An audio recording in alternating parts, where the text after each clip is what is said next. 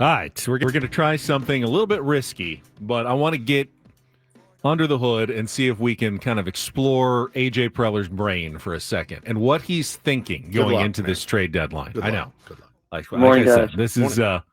this is risky, but with the rumors that were popping up all over the place yesterday, national media, even local reporters as well, about discussions that have gone on involving Dylan Cease, trade rumors involving Dylan Cease. Well, yeah, if the Padres were 10 games under 500, of course, Dylan Cease would be available, Michael King would be available, Luis Ariz, everybody would be available. Probably already be gone. But Padres are not. They're still a game and a half ahead of the Giants in the wild card race and are in good position, 50, at least 50% to make the postseason here. So why would they be entertaining the possibility of trading any of their key pieces down the stretch? There's a chance that Dylan Cease ends up pitching well still at the end of the season, and you would want a guy like that in your rotation. So what is the thought process, Woods, here of Dylan Cease potentially being made available, in your opinion? I think it's you're not going to re-sign him. He's a Scott Boras client. He's been ineffective. Honestly, he's been ineffective. That's part of it. But the stuff has never wavered. The stuff is still, they do a good job on the broadcast of reminding you, hey, he's still top 4 in strikeouts. I mean, he can still get swing and miss.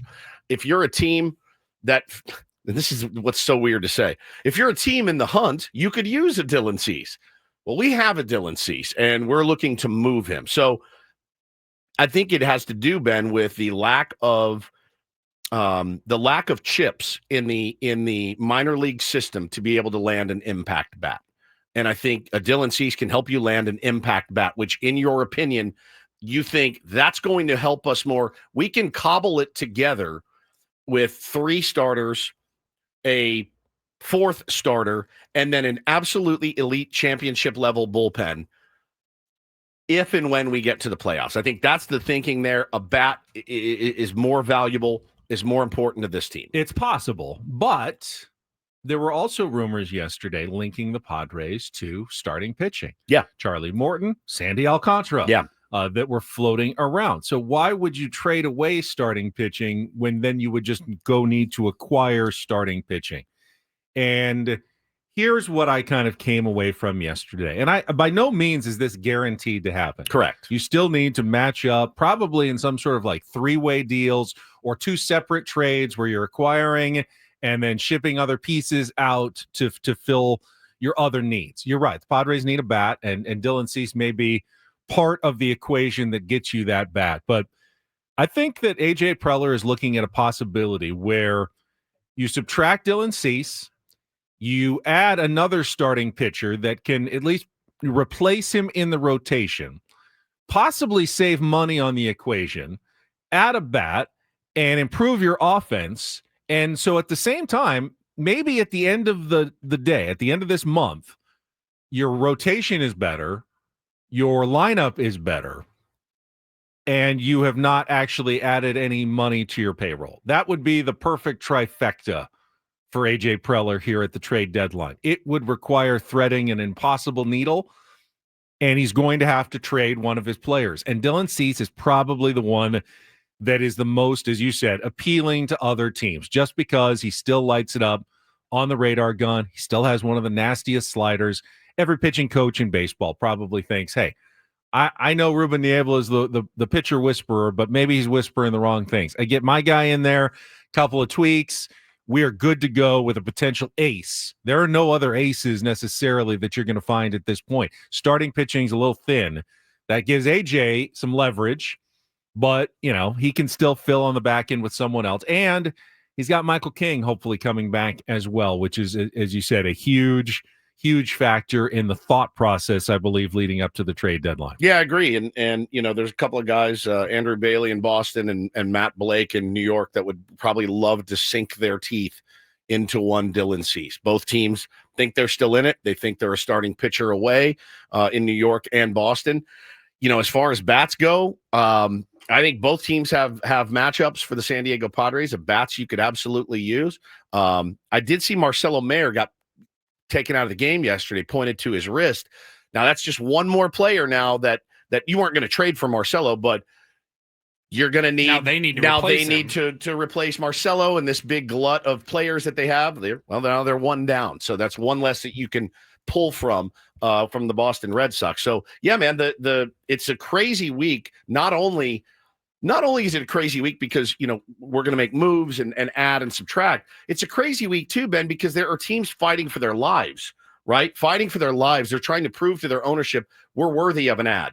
We're worthy of adding a starting pitcher. We don't want to sell. I was going to say simply just don't sell. Don't sell. Let us ride. Let us ride. Yeah, exactly. Like don't unload the farm like the Arizona Diamondbacks are probably going to have to do right now. So it's just a huge, huge week in baseball. I see in our chat, not Charlie Morton. I mean, what a huge downgrade that would be from Dylan Cease. And obviously on the surface, that is very true. You're taking a pitcher in his prime who throws 100 for a 41-year-old aging guy who has struggled. But keep in mind, you're not acquiring any numbers that they've had before. You are simply acquiring someone for the next 2 months. Last year, we mentioned it yesterday, when the Padres picked up Martin Perez from the Pirates, we all thought, what the heck? Why would you add this guy? I don't even want to see him pitch. I'm hoping that he never has to pitch for the Padres. We were like openly on the air. We're like, what are we doing, man? Martin Perez? Again, he caught lightning in a bottle, and AJ did a good job at catching lightning in a bottle. And that's last year. That's his job. That's his job. That will be what he is looking for. If he pulls off this deal, he's hoping to catch somewhat lightning in a bottle. You don't need a guy who's going to be good for a decade. You don't need a guy who was good or bad in the first half of the season. You just need a guy who you think might pitch well for 2 months for you. And Charlie Morton has pitched in the playoffs before. He's pitched effectively in the postseason before. It's not the disastrous acquisition that you might think it is. Now, it could end up being bad. If Dylan Cease lights it up, he's the guy you want to keep in your rotation the rest of the year. But he hasn't. They haven't been able to figure it out. You might be able to turn him into other pieces or other chips that allow you to trade those for other pieces that can help you more now. If you move Cease, like whoever fills into the rotation in his place, they won't be a better pitcher. They won't have better stuff. No, they won't have better stuff, but they may be more effective. Right. Correct. Well, my point is you're hoping to make up for some of that with the added offensive production in that trade. Whether or not it works, I have no idea. David J. just said, look what he's done, Morton, over the last 6-8 weeks. He's outperforming Since Dylan May Cease. 10th, he has 9 starts in which he has allowed 0, 1, or 2 runs. I will take that today, and he's not going to cost you a fortune. And he's got postseason experience now. He's not the massive. If you come away at the trade deadline for trading Dylan Cease for Charlie Morton and you don't get an impact bat, that's not what I'm talking about here. So it's not even that. I don't think it's. Let me ask you guys this: if he went out yesterday and pitched lights out, are we discussing this today? I think the answer is no. I think yesterday, being so uneven, being so kind of out of focus, I think that had a kind of the nail in the coffin for Dylan Cease. I really do. Like, had he gone out yesterday and gone, got 16 out of 17 hitters and went 5 2/3, and you came out with a win, I don't think we're having this conversation. So what happens when he pitches again on Monday? He hasn't been traded yet, faces the Mets at Petco Park. If he shoves, do you not trade him? Or, does his value go up immensely going, everyone's looking at this last start. Okay, let's pull the trigger. But then you're like, I don't know. Do I really want to give him up? Conversely, if he's bad, you go, yeah, get rid of him. Then everyone's going, I think, again, like I've been saying all year about Dylan Cease, as rough as his year's been, the stuff is still there. And he still gets swing and miss. And he strikes out a bunch of guys. He's valuable. Somebody's going to somebody looks at him and say, change the scenery, get him out of there. Let me work with him. I know exactly what he's doing wrong. Look, all these guys have egos. And when you have raw stuff and talent and a track record like Dylan Cease, you take your chances there. And no fan base is going to rake you over the coals for trading for a 3-10 Dylan Cease. They're not. Today's example is Charlie Morton. He's with Baltimore. So yes. I imagine Baltimore, they're not acquiring a Dylan Cease. No. This would, again, you're threading the needle on a multi-team type of deal. That's what I'm thinking. I'm so fascinated by how these processes work. Like, is it simply just a 3-team trade? Or maybe 2 separate deals? Does he go out and then which happens first? Do you go get Morton first, then trade Cease, or do you trade Cease and then have to go get Morton? Right. Like, I don't know. I really don't know how it works. It's so complicated. I mean, what if you could figure out a way to get Ryan O'Hearn, and Ryan O'Hearn is your first baseman, and pick up Charlie Morton as well, and you trade Dylan Cease to this team, but they trade a bunch of prospects to the Orioles. Yeah. And here we go, man. Now we're cooking. Now we are absolutely cooking. Now I understand Ryan O'Hearn is a lefty, but I look at Ryan O'Hearn's profile. He's in my opinion, he's, knock on wood, can't miss guy. He is a guy that's going to come in and he's going to rip doubles at Petco Park, and he's going to drive in runs. He's going to solidify that position. And that then makes maybe Jake Cronenworth expendable, which I would hate to see because I think he's a very valuable player and a great dude in the clubhouse.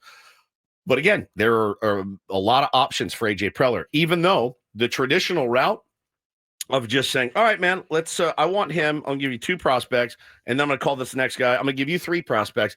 I think that those days are gone, at least this season. He can't do it. He doesn't have it. Now, the Sandy Alcantara rumors are kind of interesting because he's more in the Dylan Cease category. Correct. A guy with amazing stuff who has struggled, and you'd be buying, hoping you could turn him around in the second part of the season. But this would be different. Obviously, the Marlins aren't interested in a Dylan Cease rental either. So, again, this would be 2 separate deals.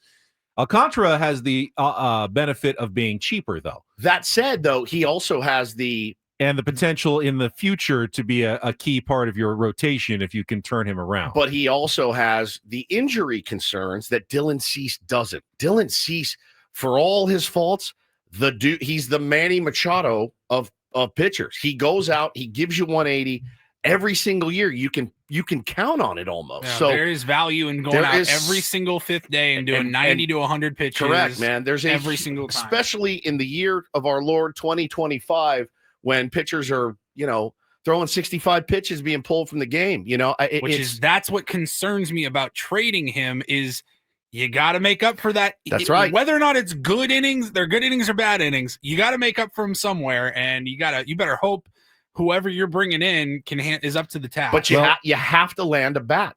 You have to land a bat or 2. You have to.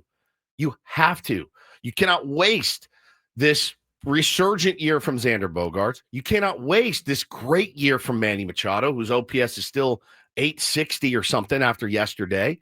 You cannot waste Jackson Merrill getting it back. You cannot waste Fernando Tatis Jr. with the potential to be a guy that can put you on his back in the playoffs. We've seen him do it. He is made for the big stage. Like game changer. You cannot waste this. You cannot waste this championship level, World Series level bullpen that you have.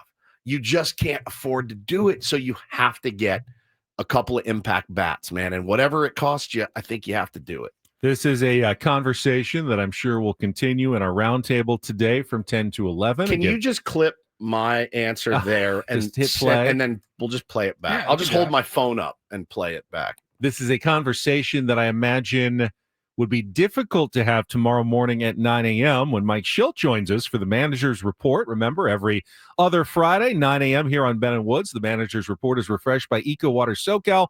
Try alkaline water for just $9.95 a month.